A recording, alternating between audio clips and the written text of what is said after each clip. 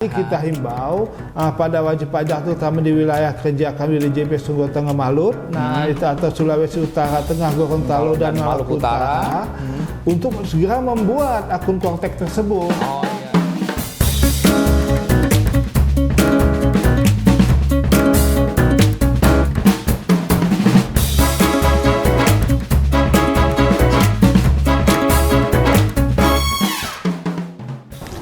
Assalamualaikum warahmatullahi wabarakatuh. Salam sejahtera, Om Swastiastu, Namo Buddhaya, salam kebajikan. Selamat siang, selamat pagi, atau selamat malam dimanapun kawan pajak berada di Sulawesi Utara, Tengah, Gorontalo, dan Maluku Utara. Selamat datang di podcast Bacarita Kanwil DJP Sulawesi Utara, Tengah, Gorontalo, dan Maluku Utara. Hari ini kita akan membahas topik yang sangat penting, Pak Tony, ya. Iya, betul sekali. Yaitu pemberitahuan atau pengumuman. Kalau woro-woro juga, Bos, ya. Woro-woro kalau bahasa Jawa. Kalau kita di Manado, saya sudah tanya-tanya, tetap pengumuman. Tapi kalau palakat, kalau Minahasa itu palakat atau plakat, ya. Mengenai pelaporan SPT tahunan PPh Badan melalui Kortek tentunya, ya. Betul aja. Nah, bersama kita hari ini ada narasumber kita, Bapak Median Tony. Selamat siang, salam, assalamualaikum, Om Swastiastu. Kita panggil Pak Tony aja, ya, Pak, ya. Pak Tony aja, disingkat. Ya. Beliau adalah selaku penyuluh pajak ahli madya dari Kanwil Sulutenggo Malut. Nah, selamat datang Pak Tony. Terima kasih, Pak Drian. Sama-sama. Perkenalkan, ya, nama saya Indrianto. Kalau di Sulutenggo Malut saya dipanggilnya Drian. Untuk mempersingkat nama saya aja sebenarnya. Ya, memang senang berbagi informasi, ya. Selamat siang, selamat pagi, selamat malam. Kawan pajak Sulawesi Utara, Tengah, Gorontalo, Maluku Utara semua, ya. Senang kita bertemu di suasana berbagi informasi ini. Memang kawan pajak semua, informasi itu sangat penting bagi seluruh Indonesia pada umumnya. Dan warga negara di wilayah Sulawesi Utara, Tengah, Gorontalo dan Maluku Utara pada khususnya. Nah, mengingat peraturan pajak itu memang suatu informasi yang harus kita ketahui, dan satu lagi memang perpajakan itu diatur dengan undang-undang dan wajib dilaksanakan seluruh Indonesia, sehingga mengetahui itu merupakan hal yang sangat vital. Nah, bagi sebagian orang yang memang yang sangat patuh itu, biasanya wajib pajak patuh itu, menjalankan kewajiban perpajakan itu sebagai suatu hampir sama dengan melakukan perbuatan amal, Mas Drian. Begitu, ya. Karena dia pajak itu digunakan sebesar-besarnya untuk kemakmuran rakyat. Jadi pajak itu memang diatur dengan undang-undang, ya. Dan undang-undang itu adalah suatu pemberitahuan kepada seluruh rakyat Indonesia untuk dipatuhi. Betul, ya. Nah, gini, betul sekali kata Pak Tony tadi barusan, ya. Nah, sebelum kita mulai, boleh bertanya nih. Topik kita hari ini woro-woro pengumuman atau plakat pelaporan SPT tahunan PPh Badan, ya, melalui Kortek. Apa sih sebetulnya urgensi dari topik kita ini, Pak Tony? Nah, jadi kalau dari kata terjemahan kata, kalau palakat, kalau woro-woro bahasa Jawa itu artinya memang sebagai pengumuman atau pemberitahuan.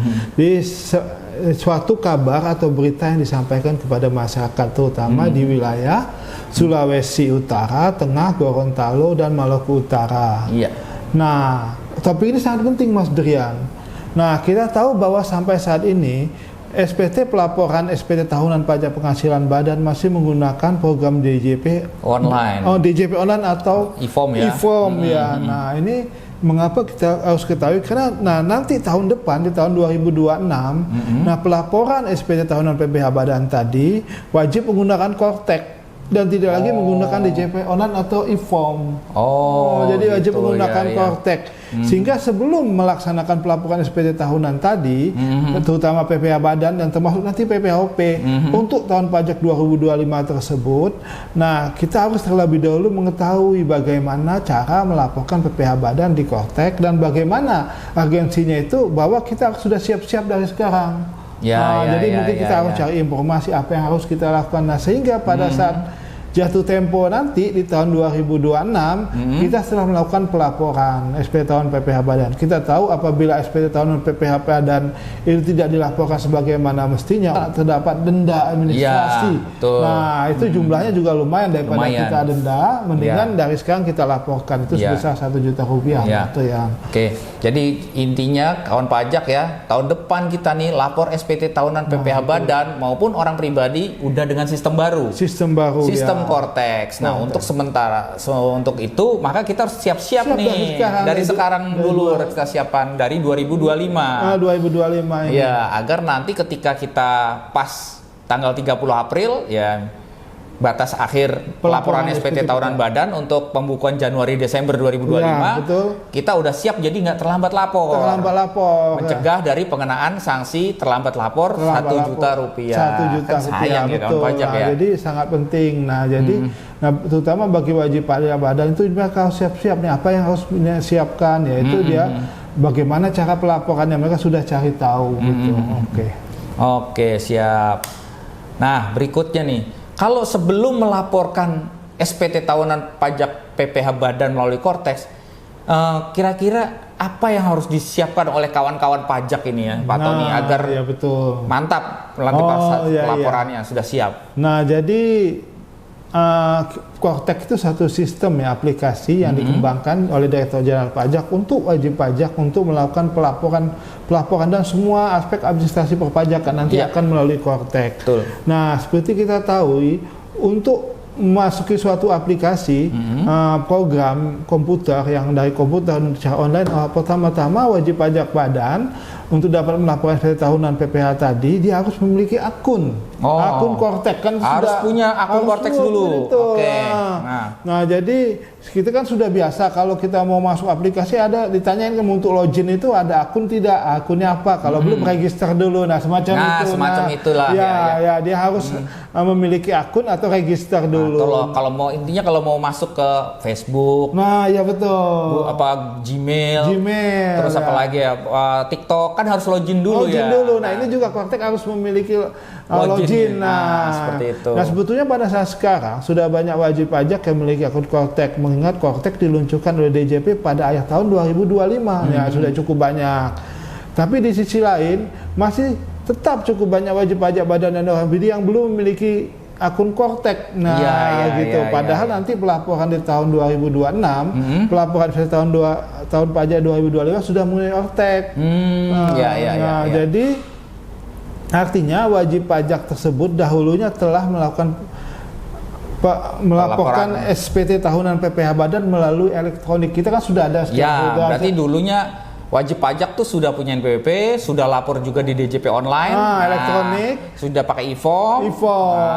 Tapi sekarang dia belum buat akun Cortex yang belum memiliki. Itu dia masalahnya ya. Itu dia. Nah, jadi kita himbau pada wajib pajak terutama di wilayah kerja kami di DJP Sungguh Tengah Malut, itu atau Sulawesi Utara, Tengah, Gorontalo dan Maluku Utara, untuk segera membuat akun Cortex tersebut.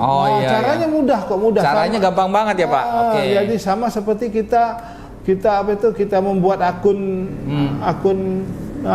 satu aplikasi. Caranya gimana Pak Tony ini? Katanya caranya tuh mudah kok membuat akun Cortex. Gimana caranya, Pak? Caranya kita harus pertama kita masuk ke alamat Cortex dulu. Di Cortex DJP .pajak.go.id. Masuk ke situ dan nanti kita langsung lupa password. Gitu ya. Lupa password. Lupa password. Lupa password. Nanti yang harus disiapkan adalah nanti dia konfirmasinya 2 kali melalui email dan nomor telepon. Email dan nomor telepon. Nah, jadi kita harus siap-siap nomor telepon yang aktif dan email yang aktif. Jadi nomor telepon sama nomor email ya, yang terdaftar di DJP online dulu ya. DJP online, betul. DJP online, kalau sudah terdaftar di DJP online, dia sudah nggak perlu lagi kita input domainnya di mana, karena dia akan langsung ditanya di situ. Iya. Diberikan clue-nya ya. Kita tinggal ketikkan aja nih loh alamat email kamu dulu atau nomor HP kamu betul. yang terdaftar ini loh. Iya gitu betul. kan. Nanti. Ya. Nah setelah selesai ikutin aja langkah-langkah di situ. Betul. Step-stepnya tinggal diikuti ya. Ikutin aja. Nanti kita akan memiliki akun Cortex. Kepada kita akan diberikan loginnya, itu nomor NIK dan passwordnya melalui email. Oh baik. Nah jadi nanti kita sudah setelah memiliki akun Cortex baru kita bisa menggunakan Cortex-nya gitu. Jadi penting kiranya bagi yang belum punya akun ya minimal punya akun dulu lah. Ya minimal buat akun dulu ya. Akun dulu. Dibuatkan akun Cortex-nya, diaktifkan ya. Nanti kalau untuk lebih jelasnya kita sekarang banyak video-video tutorial yang step by step. Jadi kalau muncul tampilan ini, nah apa yang harus kita lakukan itu sudah ada. Kita cari aja di YouTube, di YouTube di DJP Online, di YouTube-nya yang resmi dari Direktorat Jenderal Pajak. Kita tinggal ikutin aja. Di link YouTube Ditjen Pajak RI. Ditjen Pajak sana ada tutorialnya lengkap ya Pak. Cuman kalau mau coba-coba juga boleh tadi asal masuk Cortex, karena dia mudah, karena dia sama seperti buat akun yang kalau mau masuk aplikasi atau masuk aplikasi permainan kan kadang-kadang suruh buat akun. Nah, ya seperti itu ya. Oke. Kita mudah lah pokoknya. Jadi oke. Nah, setelah memiliki akun Cortex nih Bapak, apalagi langkah yang harus disiapkan untuk mengisi SPT tahunan melalui Cortex Pak? Nah, jadi setelah memiliki akun ya seperti biasa gitu, artinya kita sudah memiliki login yang merupakan NIK kita dan passwordnya. Nah, passwordnya. Jadi waktu kita untuk masuk ke aplikasinya, kita login dulu dan kita akan masukkan CAPTCHA berupa 6 angka. CAPTCHA. Nah, setelah masuk CAPTCHA, kita akan masuk ke aplikasinya. Nah, hal yang pertama kita lakukan adalah membuat sertifikat elektronik. Sertifikat elektronik ya. Setelah bisa login buat sertifikat elektronik. Apa itu sertifikat elektronik? Sertifikat itu sama dengan TTE elektronik, tanda tangan elektronik. Gitu. Jadi kalau ada bahasa Paspres atau KODJP itu apa sama atau beda? Paspres itu bagian dari tanda tangan kita. Paspres itu nanti kita akan bahas lah ya setelah ini ya. Jadi artinya kalau kita misalnya membuat SPT kan harus ditandatangani. Nah itu sertifikat elektronik itu. Tanda tangan elektronik. Tanda tangan elektronik. Nah itu tanda tangan elektronik berupa terdiri dari 2, yaitu kode otorisasi Direktorat Jenderal Pajak yang sifatnya gratis dan yang bersertifikasi. Nah jadi ini hukumnya secara kedudukan hukum itu berupa tanda tangan. Kalau di kertas kita tanda tangan SP itu tanda tangan, tanda tangan bukti potong kan semua harus tanda tangani. Nah, jadi karena kita pakai aplikasi, tanda tangannya menggunakan tanda tangan sertifikat elektronik. Tanda tangannya diganti yang tanda tangan basah biasanya pakai ballpoint. Kita ganti dengan kode-kode elektronik semacam password mungkin kali Pak maksudnya gitu ya. Nanti kita untuk menandatangani itu kita harus membuat paste itu berupa passwordnya. Passwordnya jadi kita klik, kita masukkan password yang kita ketahui sendiri. Nah itu dia tanda tangan, dan password itu sebaiknya berbeda dengan password untuk masuk login ke akun Cortex. Gitu. Karena kalau satu jebol artinya sedikit tahu orang yang satu lagi tidak bisa.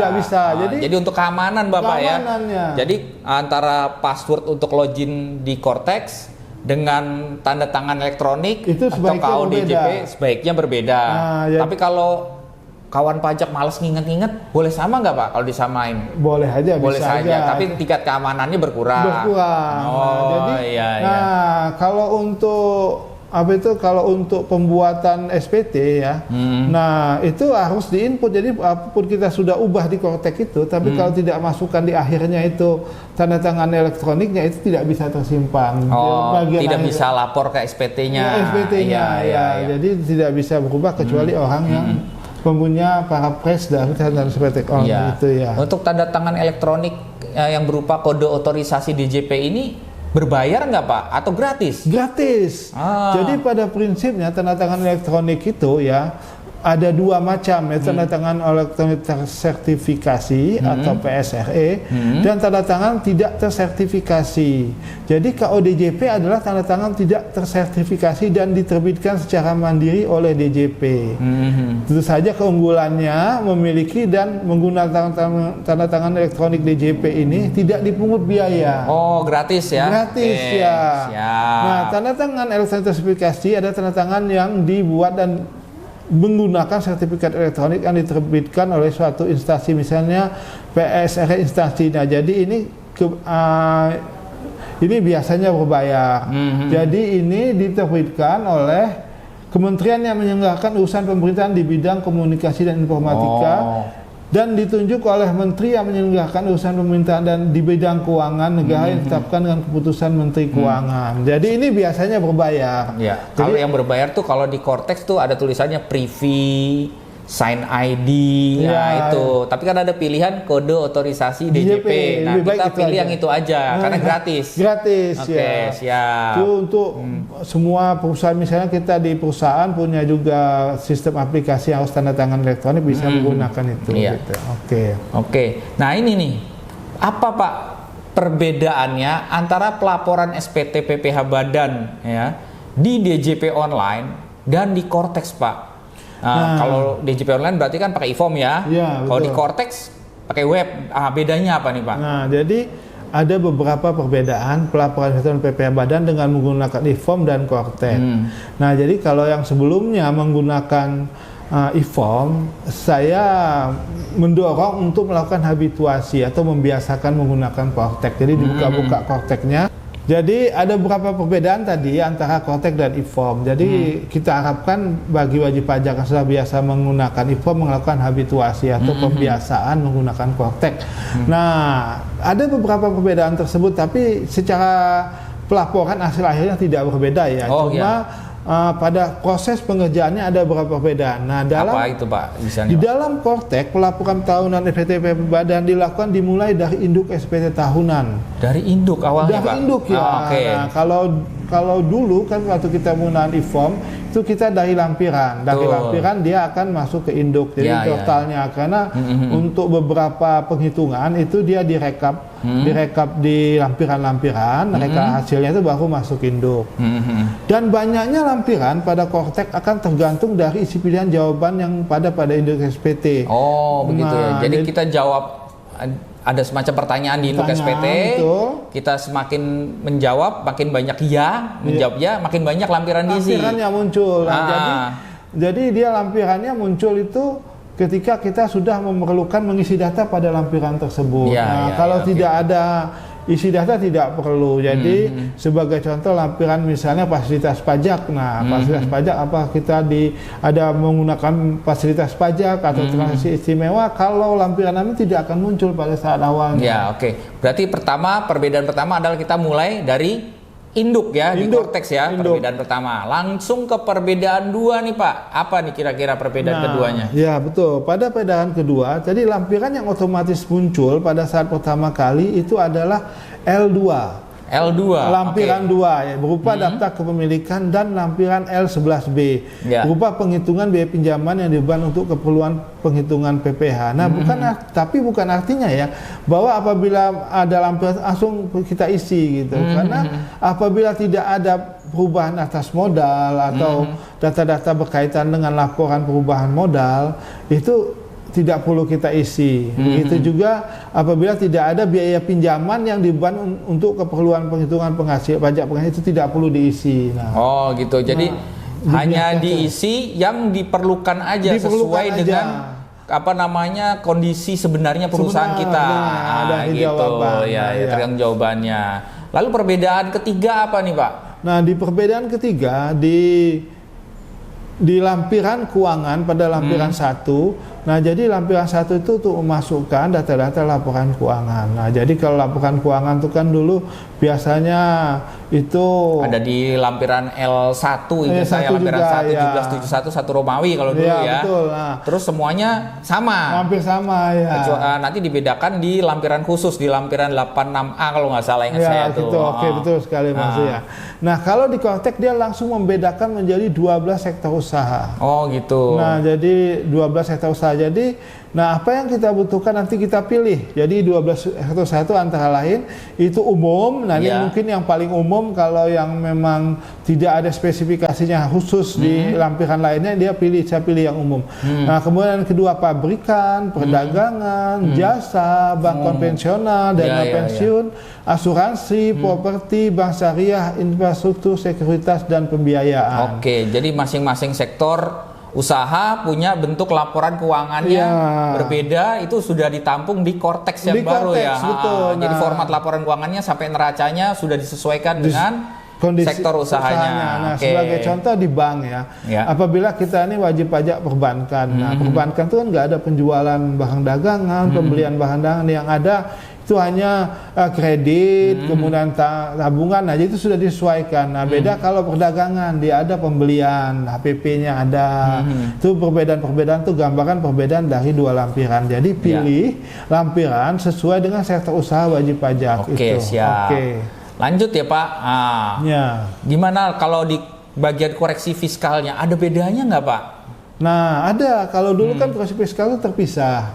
Laporan terpisah. Nah, kalau di Kortek koreksi fiskal langsung dilaporkan rugi laba dan tiap akun dan memungkinkan untuk mengisi lebih dari satu koreksi fiskal, satu koreksi fiskal ya pada akun. Nah, jadi kan biasanya kalau wajib pajak itu apa itu koreksi fiskal. Nah, jadi kalau wajib pajak itu kita sebut laporannya komersial. Oh gitu, ya, laporan keuangan komersial. Nah, koreksi fiskal itu apabila tidak semua dapat diakui oleh pajak. Misalnya adanya biaya yang tidak diakui pajak, dia harus koreksi. Itu makanya ada koreksi fiskal. Jadi koreksi fiskalnya setiap akun ya, di setiap akun bisa laporan keuangan bisa dilakukan seperti itu.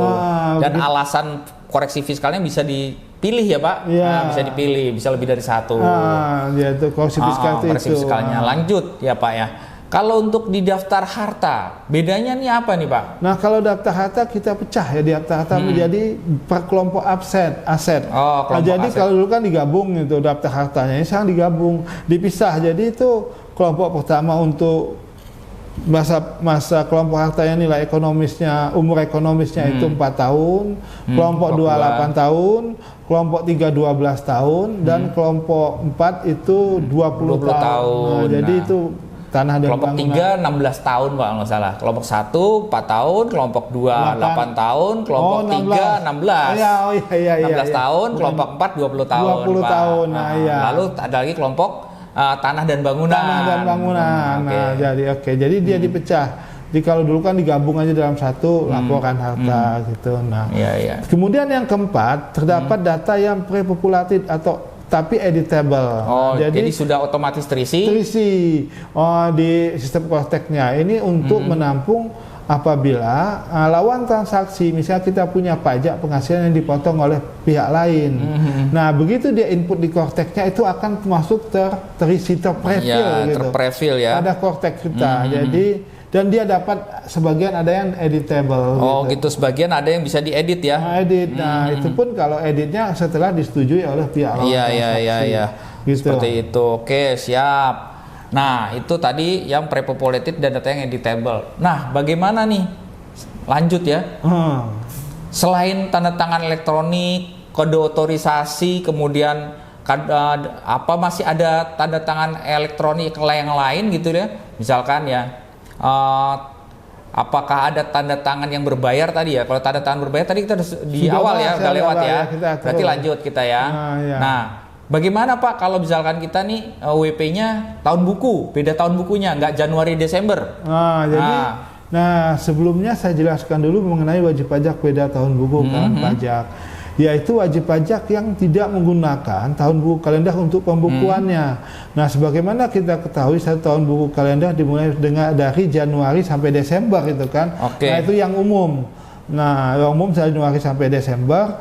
Nah, dia laporan keuangan juga dari Januari dan Desember. Tapi kalau untuk wajib pajak, misalnya dia malas menggunakan, enggan menggunakan tahun buku tersebut, dia pertengahan. Karena memang biasanya kalau kita menggunakan tahun buku yang hampir sama untuk semua perusahaan, mungkin kesulitan mencari ke akuntan publik. Nah, akuntan publik artinya kalau dia mau audit dulu, batas waktu auditnya kan nggak bisa lebih dari bulan April, karena dia harus laporan SPT kan. Ya kalau untuk pembukaan Januari, Desember. Desember, betul. Nah, jadi dia akan mulai bukuan misalnya 1 Agustus sampai 31 Juli. Nah, otomatis dia masih banyak waktu. Jadi 1 juga. Tapi pelaporannya juga 4 bulan setelah itu. Jadi 4 bulan setelah 31 Juli ya maksimal pelaporan SPT badannya. Juli ya. Dan di saat itu biasanya akuntan publik kurang dapat kontrak karena situ kan sudah nggak banyak lagi orang yang minta diaudit. Karena dia kan harus audit dulu baru kan perpajakan itu lebih benar. Silakan apabila wajib pajak mau melakukan pembedaan tahun buku tersebut, tapi diajukan dulu ke DJP, di kantor KPP tempat dia terdaftar. Kalau ada perubahan tahun buku ya. Perubahan tahun Terus, buku. Biasanya juga tahun buku itu yang menentukan kadang-kadang kantor pusat ya. Sering-sering head office perusahaan. Misalkan kalau tahun buku di Jepang April Maret, maka anak-anak perusahaannya di Indonesia ikut April Maret. Ya betul. Nah, itu kenapa Mas Rian dulu pernah di PMA. Iya. Jadi gitu. Sering buat tahun buku itu banyak sekali yang berbeda. Jadi kalau misalkan Bapak Ibu sekalian sudah pembukuannya April Maret, terus tiba-tiba mau diganti karena kantor pusatnya head office-nya ganti Januari Desember, maka Bapak Ibu sekalian harus minta izin ke Direktorat Jenderal Pajak untuk meminta izin perubahan tahun buku. Nah, itu jadi pajak beda tahun buku. Nah, lanjut kita nih Pak, tahun buku ya. Kalau gini gimana Pak? Kalau pelaporan SPT tahunan badannya jadi gimana Pak? Nah, tadi selintas saya sampaikan, tetap dia 4 bulan setelah berakhirnya tahun buku tersebut. Nah, jadi kita contohkan, dia wajib melaporkan SPT tahunan. Beberapa keunggulannya mungkin dia tidak terlalu sibuk karena masyarakat ekonomi pada saat itu sudah tidak lagi misal akuntan publik maksud saya sudah tidak terlalu sibuk ya auditnya Januari Desember. Dia bisa cepat, dia bisa melaporkan, silakan. Nah, dan apabila dia pun berlaku sama, apabila setelah berakhir batas akhir pelaporannya ya kalau dia terlambat dia tetap dikenakan denda gitu. Nah, untuk wajib pajak itu dapat melakukan pelaporan setahunan pada periode sampai batas akhirnya tersebut gitu Mas. Misalkan pembukuannya 1 Agustus sampai 31 Juli. Maka jangka waktu pelaporan SPT-nya tanggal 1 Agustus sampai 30 November ya. Karena 4 bulan setelah bulan Juli ya, 31 Juli itu tadi ya, sampai 30 November batasnya harus sudah lapor SPT tahunan badan. Tahunan di tempat dia terdaftar. Oke. Nah, untuk tahun pajak beda tahun buku kan wajib pajak yang beda tahun buku kan telah mengetahui ya tata cara pelaporan SPT badan melalui Cortex ya. Misalnya gimana tuh Pak? Jadi memang kita sudah siap-siap. Nah, untuk wajib pajak tahun buku ini dia sudah harus melaporkan SPT tahunannya sekarang. Tahun 2025 ini. Iya, jadi nggak perlu nunggu tahun depan berarti ya. Jadi kalau dia dari misalnya 1 Agustus sampai dengan 31 Juli di tahun ini gitu berakhir tahun bukunya. Nah, dia sudah diminta untuk melakukan pelaporan melalui Cortex. Jadi kalau berkait dengan obrolan kita sebelumnya ya. Kalau misalkan pembukuannya selesai 31 Juli 2025, maka dia paling telat Agustus, September, Oktober, November ya. 30 November harus sudah lapor SPT tahunan 30 November 2025. 25 ini tahun sekarang dan menggunakan Cortex. Betul. Nah, jadi upaya kita supaya wajib pajak mengetahui pelaporan PPh badan melalui Cortex yang berbeda tahun buku di tahun ini, kita setelah melakukan sosialisasi secara intensif kepada seluruh wajib pajak beda tahun buku. Itu yang melaksanakan kantor pusat. Jadi pelaksanaannya kantor pusat kita sudah kumpulkan semua daftar wajib pajak yang berbeda tahun buku. Nah, nanti yang memberi materi kantor pusat mereka mengikuti melalui Zoom dengan bantuan dari tenaga penyuluh yang ada di masing-masing KPP. Iya. Nah, supaya mereka mampu melakukannya. Laporannya. Tahun buku. Dan selain pada itu kita di semua kantor pajak saat ini sebagai persiapan Kortek, pelaporan Kortek, kita semua sekarang wajib melakukan sosialisasi kepada seluruh wajib pajak di seluruh Indonesia. Jadi kita sudah mulai undang, kita sudah mengundang, sudah sampai tuh kita udah 700 wajib pajak ya. Sudah di 2 tempat, satu di Kanwil, satu kemarin di Bitung. Kita nanti minggu depan jalan ke Kota Mubagu. Ya, kita harapkan semua wajib pajak sudah siap untuk melakukan pelaporan melalui Kortek. Nah, dan itu juga kawan pajak kita harapkan proaktif mulai bertanya di KPP atau Kanwil, bagaimana di Helpdesk itu sudah bisa gitu. Nah, sehingga dia nanti dapat melakukan pelaporan pada saat dilakukannya pengisian melalui Kortek. Demikian kawan pajak ya, nggak terasa sudah setengah jam lebih kita ngobrol-ngobrol ini ya. Terima kasih atas perhatiannya. Jangan lupa ya, kita subscribe ya channel kita nih, Bacarita dari Kanwil Sulutenggo Malut. Demikian. Saya Medi Antoni. Saya Indrianto. Wassalamualaikum warahmatullahi wabarakatuh. Om Swastiastu, salam sejahtera, salam kebajikan. Sampai jumpa lagi kawan pajak di acara Bacarita selanjutnya.